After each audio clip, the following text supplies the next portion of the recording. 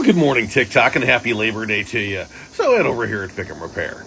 So, I got a question from our boy Landon. And Landon's like, hey, man, I'm studded, I'm deleted, I got 205 30s, I got a stage 3 KC Turbo O awesomeness, I got me my fast fuel system, I got everything a growing boy needs.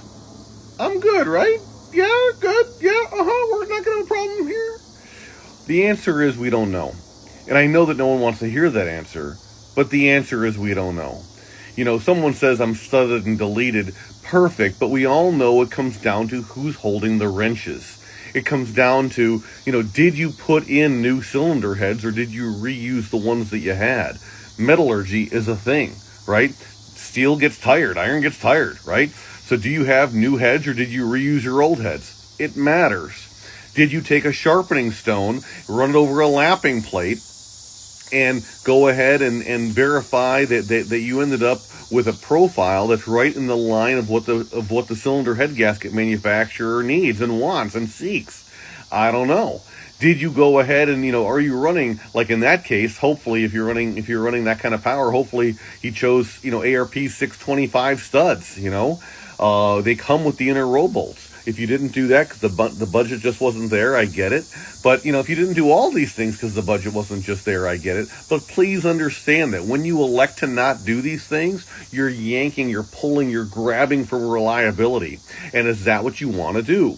So I don't know. Money's not unlimited for any of us, guys. I mean, I'm a Midwest guy. I'm from Wisconsin originally. We're very practical people. I live in Iowa now. Very practical people over there, too. And so that's why I call it home. But regardless, recognize there's so many no right answers. Do you have are you gonna have a water pump failure? Do you run an Edge Insight CTS3 to dynamically alert you and say, hey, your coolant temperature's getting too high? I had a guy up in Colorado earlier this year. This poor fella, he was running a Livewire TS, great monitor, right? Yeah. But he was driving and he's pulling his fifth wheel through the mountains of Colorado, living his best life, and all of a sudden his motor started running like crap. He looks down at his SCT and it was doing its little best SCT job. 270 degree oil. Oof. Cost him an engine.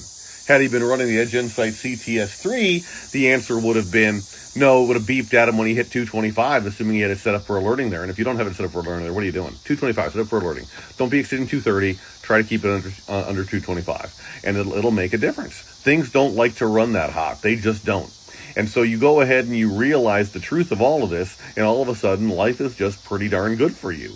So you go ahead and you run this, you run with monitoring, you run within the confines, you don't exceed, 1,500 degree exhaust gas temperatures just ever. You never exceed 1,200 degrees for more than a minute. You have your probe set all the way up against the firewall on the driver's side of the exhaust manifold. So where you place the probe matters. So if you place the probe there, those are the numbers that you want to go with. If you place the probe someplace else, what were you thinking? But, hit me up privately for, hey, I put my probe this place, what should my numbers be? We can help you out with that, because there's some conversation of, pre and post turbo and wearing the feet and all this kind of stuff as far as what those net resultant temperatures should be. But recognize that just because you're studded, just because you're deleted, the details in this matter, and they matter so very much. Did you torque it down to proper torque specs? Did you go back the next day and retorque it? Did you go ahead and run it for a few hundred miles and then retorque it again hot?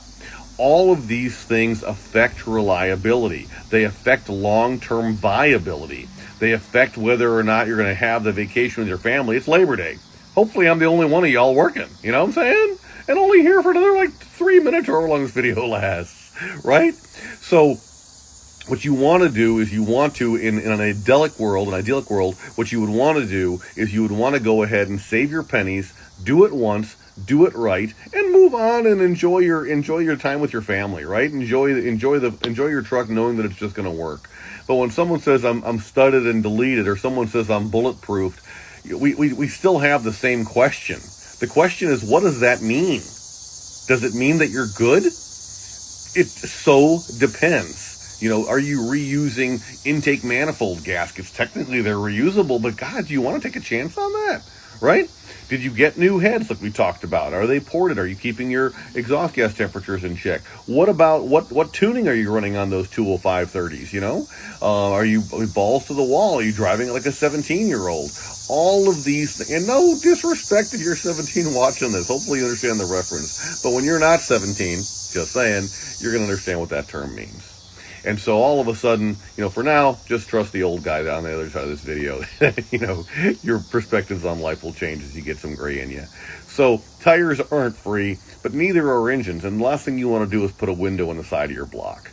So if you live within the confines of what's going on, you'll be fine. I tell people a story back years ago. When my only 6.0 was my excursion.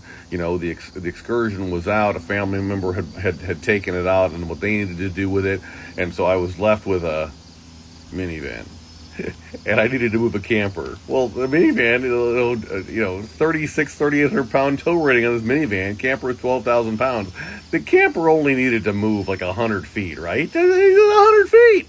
So what did I do? I knew that the excursion was going to be gone for the next day. I needed the camper moved. What did I do? I hooked up to the minivan and very gingerly moved it.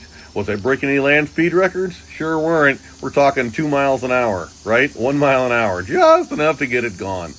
Did I hurt anything at all? No, because I lived within the confines of the design.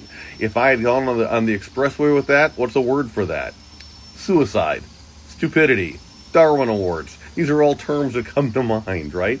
So if you live in the confines of the design that you've got, say you didn't put fresh heads in because you didn't know any better. Say you don't have ARP 625s because the budget just couldn't allow it. Say you didn't take the stone with the 110 and the 220 on the other side and the lapping plate, and you didn't dress the short block and make that to be within 2000s of flat with your straight edge, right? Say you didn't do that. By the way, your metal straight edge with a feeler gauge from your spark plug days, right? And just checking to verify flatness. Say you didn't remember or know to check the 30 thousandths piston protrusion, and now all of a sudden you're worried about, hey, am I going to have a valve saying hi to a piston at higher RPMs? Oh my goodness. These things matter, and they matter immensely. So are you good, Mr. Landon? Brother, I'd love to tell you yes or no. I would just tell you it depends. But at least now you have the rest of the story to be able to figure out exactly, okay, what are the confines of reasonable? I'm the guy whose gassers go 300,000 miles, right? I take care of my stuff. It takes care of me. You take care of your truck, it'll take care of you. You take care of your family, it'll take care of you. You ignore your family, what's going to happen? You're going to lose your family eventually, brothers. I'm just saying. Don't let that happen to you. Love on your people. Tell your wife you love her. Show your wife that you love her. Talk is cheap. Words are easy. Oh, I'm gonna do this. I'm gonna do that. Well, great. Doesn't mean you did.